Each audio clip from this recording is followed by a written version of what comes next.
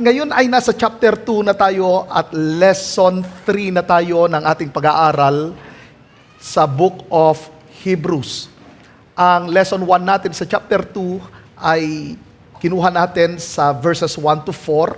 Then ang lesson 2 is verses 5 to 9. At ang lesson 3 natin ay ang verses 10 to 13. At ang lesson 3 ay 2 linggo nating pag-aaralan, kung saan ang pag-aaralan natin ngayon is how Christ connects us to Himself, part 1. Bilang mga mananampalataya, madalas nating tanungin, paano nga ba tayo konektado kay Jesus at sa Diyos? So, ang Hebrews chapter 2, verses 10 to 13 ay nagbigay mismo ng malinaw na sagot sa tanong na ito. Kaya, isa-isahin natin ito. Ang point number 1 and point number 2 ngayong week at next week ang point number 3. Number 1, Christ's suffering leads to perfection and glory. Ganito ang sinabi ng kanyang salita. For it was fitting that He, for whom and by whom all things exist, in bringing many sons to glory, should make the founder of their salvation perfect through suffering. So tingnan natin ang verse 10, himay-himayin natin ang katotohanan ng salita ng Diyos dito sa verse na ito. First is God's perfect plan. Ang sinabi ng kanyang salita, it was fitting. Ang ginawa ng ating Panginoong Hesus, ang kanyang pagdaan sa hirap, ang kanyang kamatayan ay para iligtas ang tao. So ito ay tama at akma mismo sa plano ng Diyos. Kaya sinabing, it was fitting. Ano ang pinapakita nito? Ang Diyos ay mayroong purpose. Ano ang purpose ng Diyos? Gusto niya na iligtas ang lahat ng tao. Hindi lang ilang tao, kundi lahat ng tao. 1 Timothy chapter 2, verse 6. Ibinigay niya ang buhay niya bilang pantubos sa lahat ng tao. Ang pagbibigay ni Jesus ng kanyang buhay ay para tubusin hindi ang ilang tao. Ang sabi ng Bible, lahat ng tao. Ito ang nagpapatunay na nais ng Diyos na maligtas hindi ang ilang tao. Ang sabi ng Bible, lahat ng tao. At inihayag niya ito sa takdang panahon. Kaya yun ang stand mismo ng New Life, na ang salvation ay hindi para sa ilang tao, kundi ito ay available para sa lahat ng tao.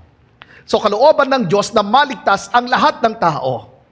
Gusto ng Panginoon na maligtas ang lahat ng tao. Yun ang kanyang nais. Hindi gusto ng Panginoon na mapahamak ang mga tao.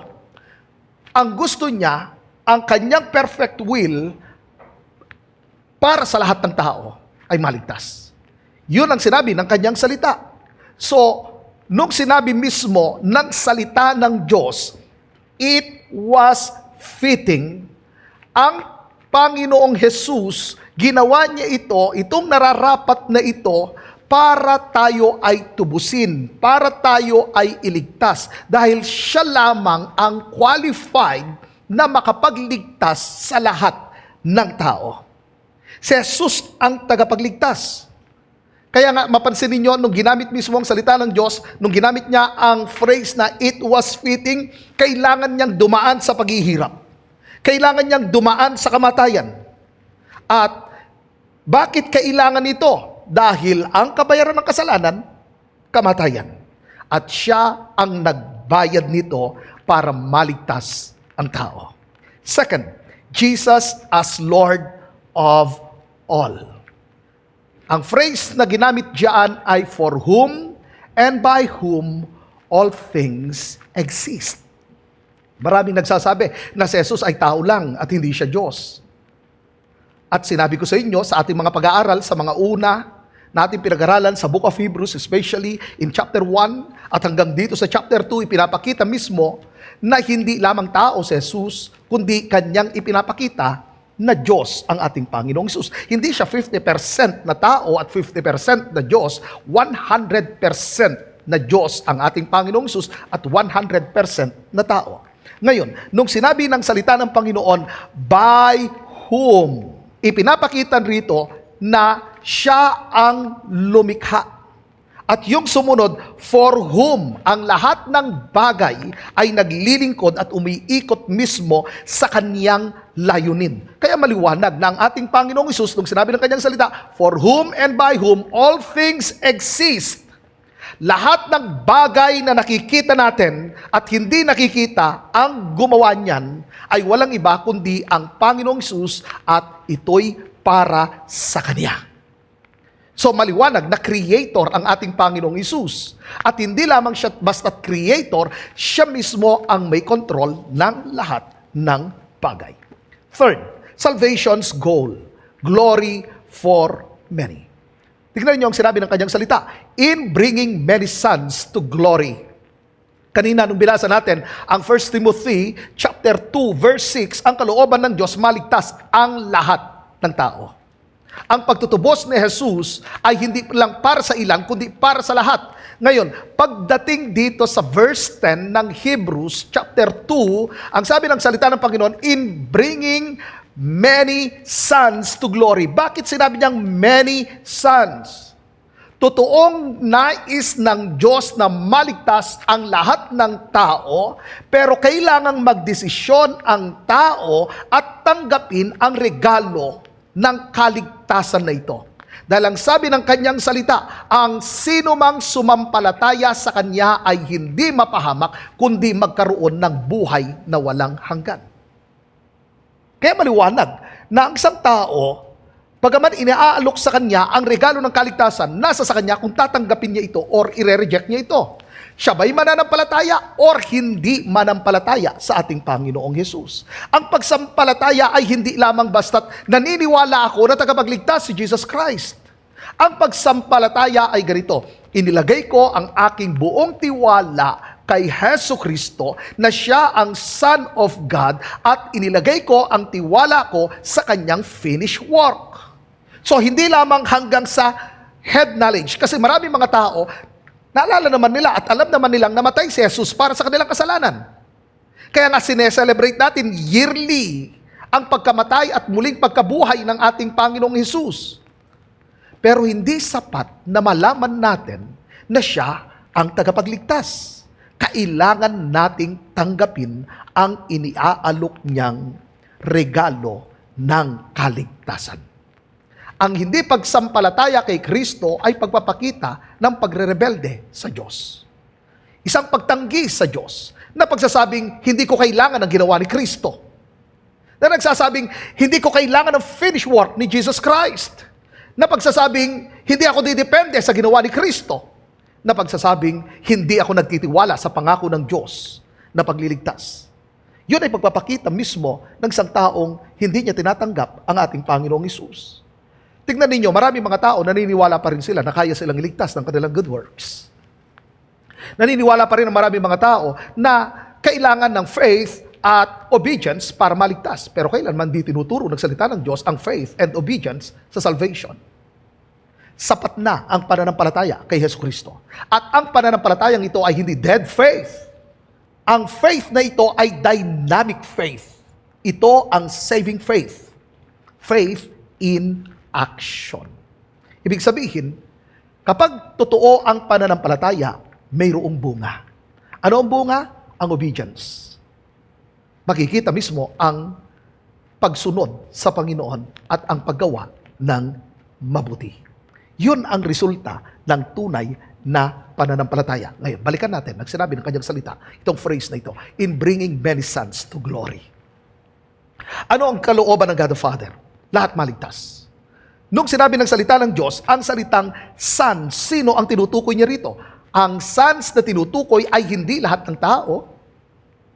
John 1:12, ang sino mang tumanggap at sumampalataya sa Kanya ay binigyan ng karapatan bilang isang anak ng Diyos.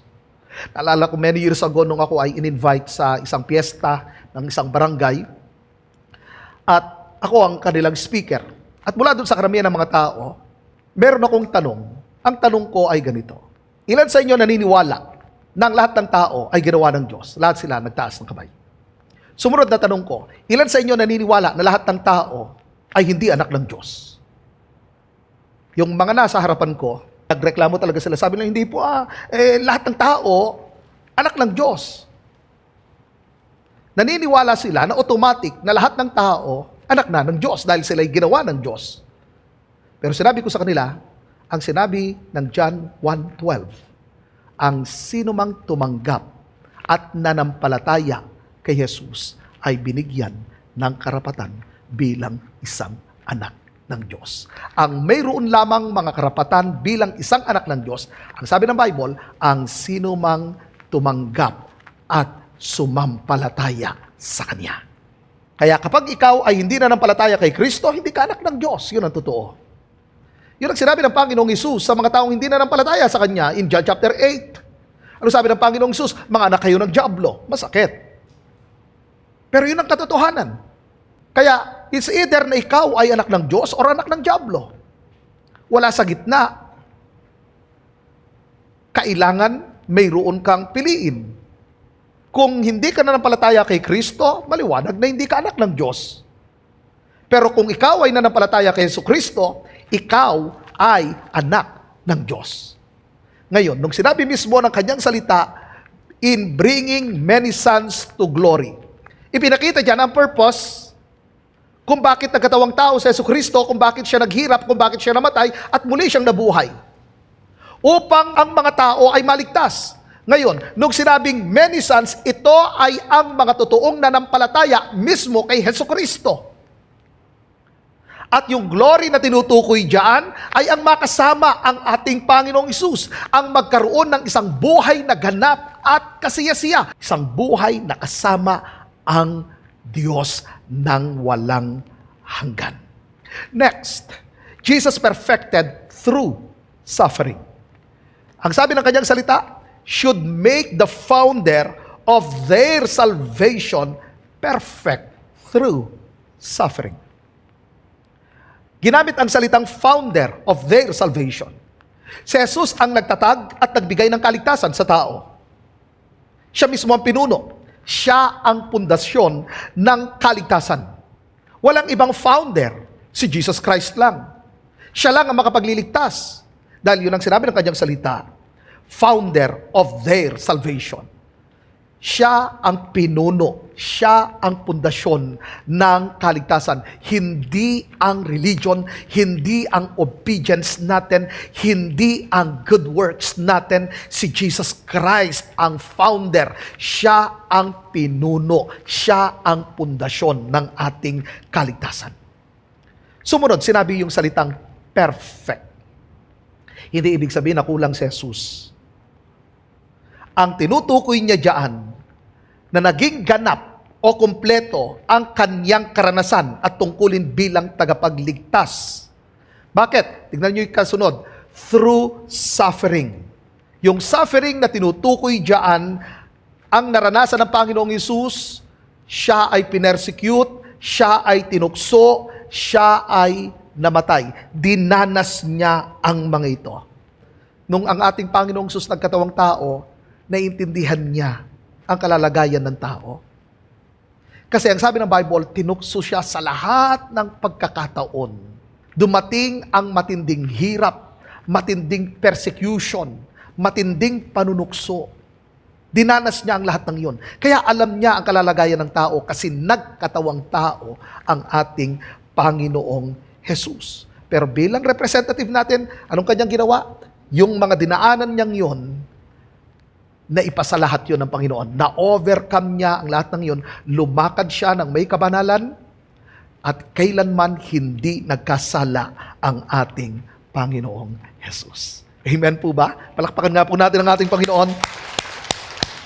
Point number 2. Christ and believers share the same source. Verse 11. For he who sanctifies and those who are sanctified all have one source. That is why he is not ashamed to call them brothers. Si Jesus ang naglilinis ng ating mga kasalanan at ang kanyang ama ay siya rin nating ama. Kaya hindi niya ikinakahiya na ituring tayong mga kapatid niya. Ano ang ipinapakita ng talatang ito? First, Jesus makes us holy. Maliwanag ang kanyang sinabi, He who sanctifies.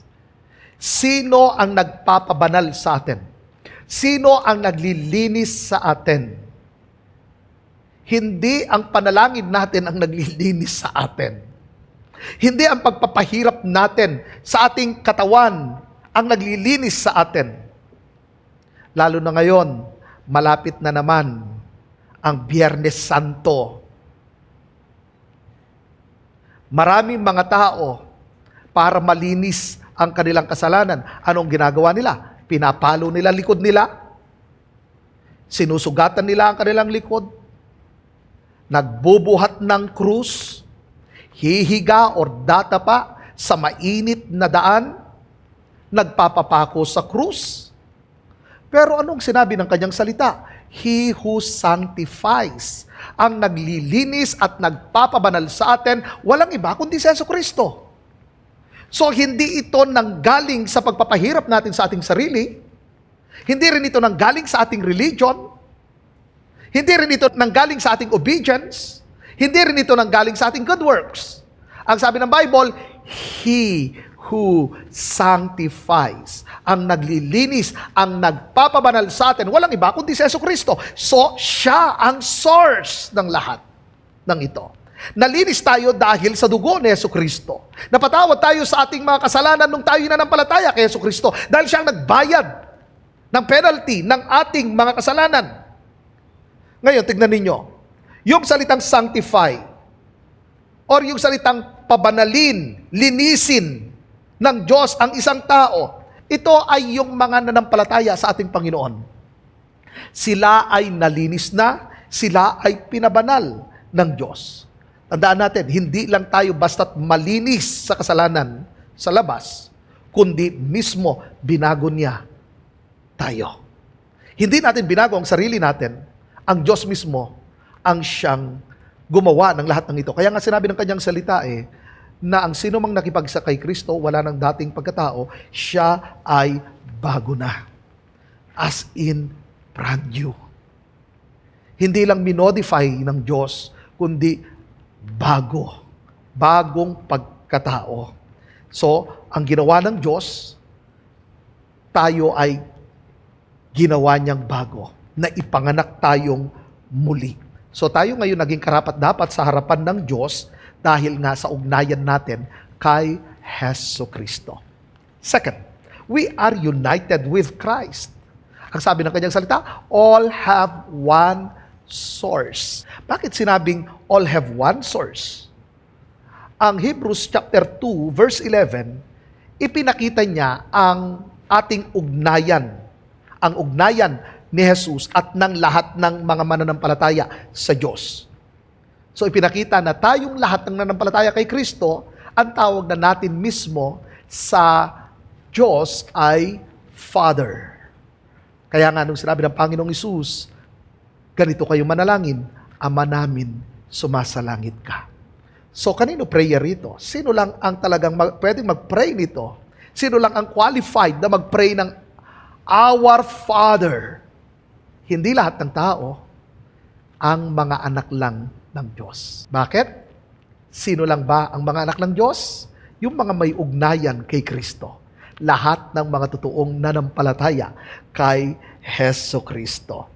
Kaya kung nanampalataya kay Kristo, para parehas tayong iisa ang tatay. Amen po ba? At hindi naman niya ibig sabihin na nung sinabi ng salita ng Panginoon, all have one source, kapantay na natin si Jesus by nature, hindi po yun ang kanyang tinutukoy.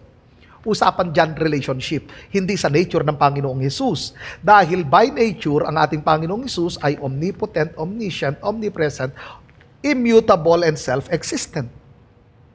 Ang Diyos lang ang merong katangian yan at wala sa atin. Kahit tayo ngayon ay mga anak ng Diyos, hindi tayo omnipresent, hindi tayo omniscient, hindi tayo omnipotent, hindi rin tayo immutable, hindi rin tayo self-existent. Meron tayong pinagmulan. So, usapan dyan ang relationship natin sa God the Father dahil sa ugnayan natin kay Jesucristo. Pangatlo, we belong to His family. He is not ashamed to call them brothers. Wow! Nung ikaw ay nanampalataya kay Jesucristo, tayo ngayon ay isang pamilya na. Alam po ninyo, ang spiritual family ay walang hanggan. Kaya ang katabi mo, nakaparehas mong nanampalataya kay Jesucristo, kung nanampalataya yan at nanampalataya ka rin kay Jesucristo, ang ating relasyon bilang magkakapatid ay walang hanggan na yan. Hindi yan temporary. Ngayon, ito nakaka-amaze dyan. Ang sabi ng kanyang salita, He is not ashamed to call them brothers. Hindi ikinahiya ni Jesus na tawagin tayong mga kapatid. Ang tanong ko, ikinakahiya niyo ba si Jesus? Ang inyo bang pagiging Kristiyano, kinakahiya ninyo? Sa harapan ng mga unbelievers? Sa inyong school? Sa inyong workplace? Sa inyong family na hindi kumikilala sa Panginoon? Nakikita ba nila si Christ sa buhay ninyo? Kapag hindi nakikita si Christ sa buhay ninyo at hindi nyo pinoproclaim ang kanyang word, ikinakahiya nyo ang ating Panginoon. Pero ang ating Panginoong Hesus, kailanman hindi niya tayo kinahiya. Hindi niya ikinahiya na tawagin tayong mga kapatid. Kaya mga kapatid ko kay Kristo, huwag niyong kalilimutan, tayo'y magkakapatid sa Panginoon nung tayo ay nanampalataya sa ating Panginoong Hesukristo. Ngayon, ano ang application nito? Ano ang dapat nating gawin? Number 1, follow Christ's example. Balikan natin ang ating Panginoong Hesus. Ang ating Panginoong Hesus, nung siya ay nagkatawang tao, ang kanyang sinabi, kung ano ang nakita ko sa Ama at narinig ko sa Ama, yun ang aking ginagawa. So mahalaga na sundan natin ang yapak ng ating Panginoong Hesus. Sa ating binasa, sa chapter 2, verses 10 to 11, nung nagkatawang tao ang Panginoong Hesus, siya mismo ay naghirap, siya mismo ay tinukso, at sumunod siya sa Ama hanggang kamatayan. Itinuturo nito na tayo ay dapat sumunod sa Diyos, hindi lamang kapag convenient, kundi maging sa mga mahihirap. Kahit maraming nagko-question sa ating pagsunod sa Panginoon, kahit maraming mga persecution, susunod at susunod tayo sa Panginoon. Tingnan natin ang sinabi ng kanyang salita. Philippians chapter 2 verse 5 to 8. Have this mind among yourselves, which is yours in Christ Jesus, who, though he was in the form of God, humbled himself by becoming obedient to the point of death, even death on a cross. Itinuturo nito na magkaroon tayo ng tamang pag-iisip at pagpapakumbaba. Ang ating Panginoong Hesus, kahit siya ay Diyos, ano ang kanyang ginawa nung siya ay nagkatawang tao? Siya ay nagpakumbaba. Hindi niya ipinagmalaki ang kanyang posisyon.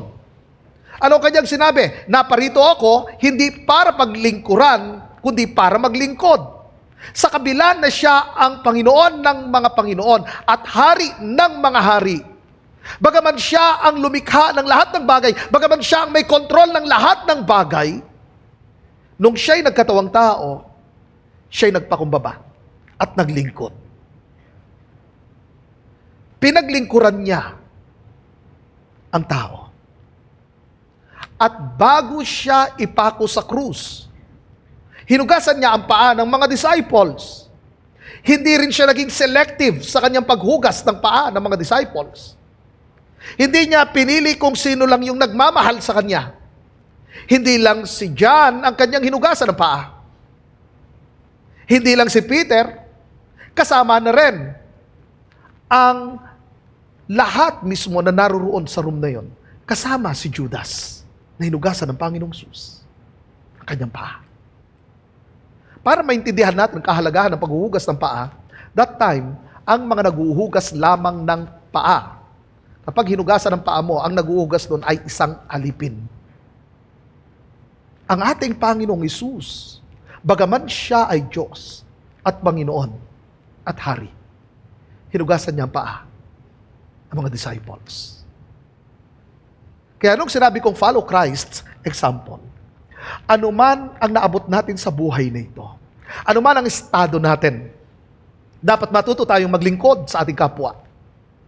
At hindi rin tayo dapat maging selective sa ating paglilingkod. Hindi lang yung mga gusto natin paglingkuran, hindi lang yung mga mababait sa atin, kundi maging yung mga matitigas ang ulo.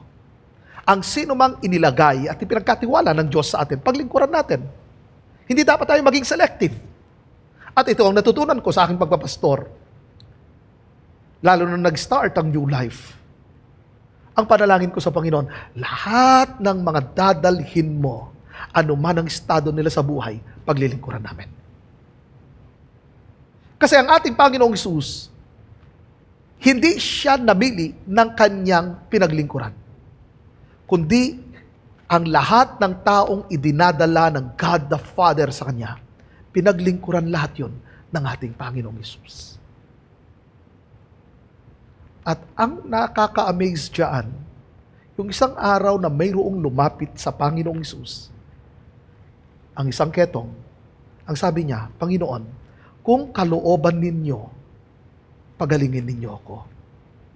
Hindi lang sinabi ng Panginoong Hesus, kalooban ko na pagalingin ka. Ang sabi ng Bible, hinipo ni Jesus ang may ketong na ito. Hindi hinahawakan ang may ketong. Kaya nga, sa malayo pa lang, pag nakikita na nilang mayroong mga tao, sumisigaw ang mga may ketong na ito at sinasabi nila, marumi, marumi, marumi, dahil hindi sila pwedeng lumapit. Hindi sila pwedeng hawakan. Pero nung ginawa na may ketong na ito, habang abala ang Panginoong Hesus sa kanyang pagtuturo, lumuhod ang may ketong na ito at sabi niya, Panginoon, kung kalooban mo, linisin mo ako. Danini po siya ng Panginoong Hesus at sinabi niya, kalooban ko, nalinisin ka. Ipinapakita nito na hindi nandidiri ang Panginoong Hesus. Hindi tayo pinandirihan ng Panginoong Hesus. Sa kabila ng spiritual na kalalagayan natin, hindi nandiri ang Panginoong Hesus sa atin. Spiritually, nakakadiri talaga tayo.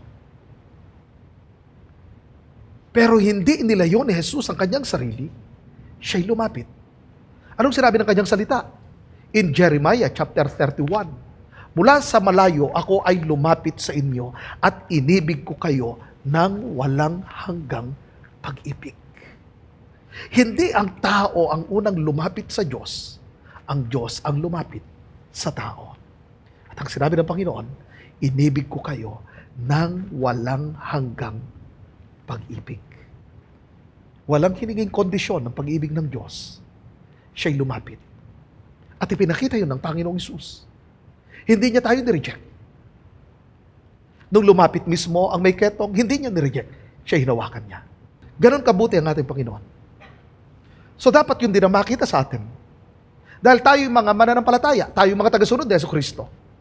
Kapag sinabi nating disciple, mathetes. Hindi lamang basta't pinag-aaralan ko mga teachings ni Jesus Christ. Hindi lang basta't ini-immerse ko ang aking sarili sa mga teachings ni Jesus Christ. Kundi ang mathetes ay nagsasabing susunod ako sa yapak ni Jesucristo. At kung ano ang yapak ni Jesucristo, yun din ang yapak natin. Yun din dapat ang lakad natin. So, hindi sapat na mapag-aralan ko ang salita ni Jesucristo, kundi i-embody ko mismo ang teaching ni Jesus Christ. Makita, ina-apply ang kanyang mga salita. At ang unang halimbawa diyan sa Philippians chapter 2 ay ang pagpapakumbaba ng Panginoong Hesus at yan ang dapat na nasa mindset natin. Pero nung nagiging hadlang, minsan yung mga narating natin sa buhay, yung mga nakadugtong sa pangalan natin ang nagiging hadlang minsan. At yung kapal ng ating wallet, ang laman ng ating bank account minsan ang siyang nagiging dahilan kung bakit hindi tayo naghahambol. Mga kapatid ko, ano man or gaano ka man kayaman or kataas ang posisyon, manatili kang humble. Dahil mismo ang ating Master, ang ating Lord, ang ating Savior, ang ating King, naghambol at naglingkod. Pinaglingkuran niya tayo. Ano man ang naging sitwasyon natin, ano man ang katatayuan natin, pinili niya na maglingkod. Kaya dapat piliin natin na maglingkod ng mayroong pagpapakumbaba at maging obedient sa Diyos, katulad ng ating Panginoong Hesus. Anong kanyang ginawa? Ang sinabi ng kanyang salita, becoming obedient to the point of death, even death on a cross. Ang pagsunod kay Jesucristo ay hindi pang 20 years. Ito ay lifetime. Hindi lang dapat tayo masunurin ng 5 years or ng 10 years, kundi lifetime. Yun ang itinuturo ng salita ng Diyos. Obedient to the point of death, even death on a cross. Second, value unity in Christ. Dahil tayo ngayon ay nasa isang pamilya ng Diyos, nanampalataya kay Jesucristo, isa ka ng pamilya ng Diyos. Kasama ka sa isang malaking pamilya ng Diyos. At bilang isang pamilya ng Panginoon, at tayo ngayon ay magkakapatid kay Kristo, mahalaga na i-prioritize natin ang fellowship. Hindi dapat natin kaliligtaan ang fellowship. Dahil yun ang tinuro ng kanyang salita in Hebrews. Huwag ninyong kaligtaan na dumalo sa mga pagtitipon katulad ng nakaugalian na ng ilan. So hindi dapat nag-a-absent ang lahat ng mga mananampalataya. Dapat nakikiisa tayo na lagi tayong naruroon. Hindi yung, ay may birthday, di mo na ako a-attend. Ay, next Sunday, sasakit ang tiyan ko. Di ako makaka-attend. Meron ka agad palusot. Kapag sinabi natin value unity in Christ, priority natin ang fellowship. Halimbawa dyan ang corporate prayer. Yun ay pakikiisa natin. United tayo eh. Alam ninyo, hindi lang yung pagdalo sa Sunday, kundi ang corporate prayer. In Acts chapter 2, devoted ang mga mananampalataya. Ang 3,000 bagong mananampalatayang ito, devoted sila. Hindi lamang sa apostles' teaching, hindi lang sa fellowship, kundi sa prayer. Nandoon mismo ang mga kapatid na i-devote na nila ang kanilang sarili para magpanalanginan sa isa't isa, para ipanalangin ng church, para ipanalangin ang mission ng church. Hindi lamang yon. Mahalaga ang pag-encourage natin sa isa't isa. Dapat tayo ay encouragement sa mga kapatid. Nakakapag-encourage sana tayo. Hindi sana tayo nagpapabagsak sa ating mga kapatid, kundi tayo yung mga builders, napapatatag, na-edify ang lahat ng mga mananampalataya. Hindi sana tayo pinagmumulan ng division at hindi lang yon. Mahalagang paglilingkod natin ng sama-sama. Na sama-samang naglilingkod. Lahat tayong mga mananampalataya rito sa room na ito, naglilingkod tayo sama-sama. Hindi lang yung iilan. Kaya mga kapatid, it's time na i-value natin ang unity. Kung ikaw ay united sa church, then sama-sama tayo magpagamit. Mag-reach out tayo. I-proclaim natin ang good news. Magpalakasan tayo sa isa't isa. Maki-life group tayo. Sama-sama tayo pumunta sa corporate prayer meeting. Amen po ba? Ephesians chapter 4 verse 3. Make every effort to keep the unity of the Spirit through the bond of peace. Maliwanag dyan na mag-effort tayo. Bilang mga mananampalataya. Pagsikapan natin na mapanatili ang pagkakaisa. Saan galing yon? Sa atin? Hindi. Mula mismo yan sa Banal na Espiritu. Galing sa Banal na Espiritu.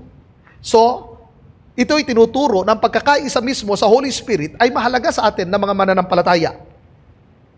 Ang unity in the Spirit or unity of the Spirit ay hindi lang basta ako nakikipagkasundo sa aking mga kapatid. Hindi lang yun ang kanyang pinopoint. Ang spiritual na pagkakaisa, ang pinagmulan talaga nito ay walang iba kundi sa ating Panginoon. So ganito yan. Nung sinabi na, kasi may kasunod yun eh, nung sinabing keep the unity of the Spirit, meron sumunod, through the bond of peace. Ano ang ibig sabihin ng through the bond of peace? Iwasan natin ang alitan. Magkakaiba tayo ng ugali, iwasan natin ang alitan. Iwasan ang tsismisan. Iwasan ang paninirang puri. Tayo'y nasa isang pamilya. Amen po ba? Palakpakan nga po natin ang ating Diyos.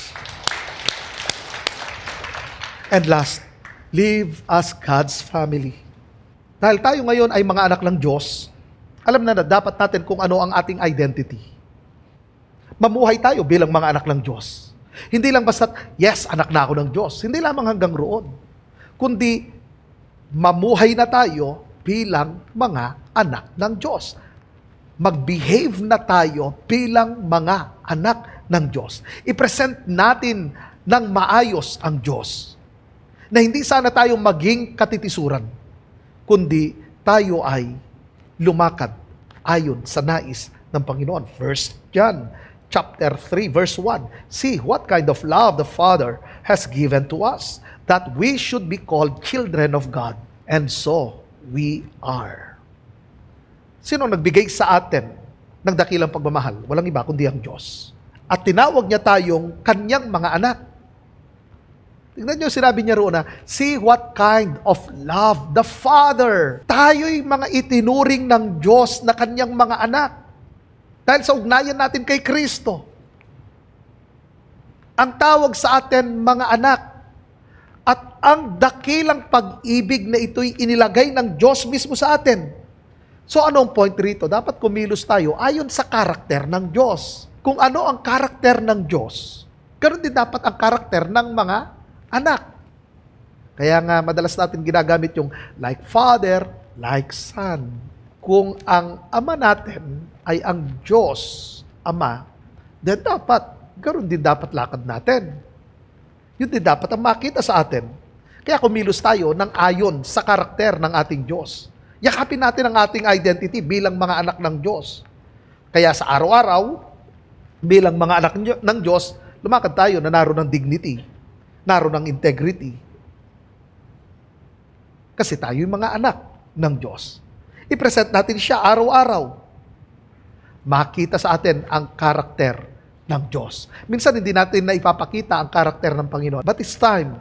It's time na bumangon tayo sa bahay natin at saan man tayo dalhin ng Panginoon, makita ang Panginoong Diyos sa buhay natin. At piliin natin araw-araw na mag-behave bilang mga anak ng Diyos.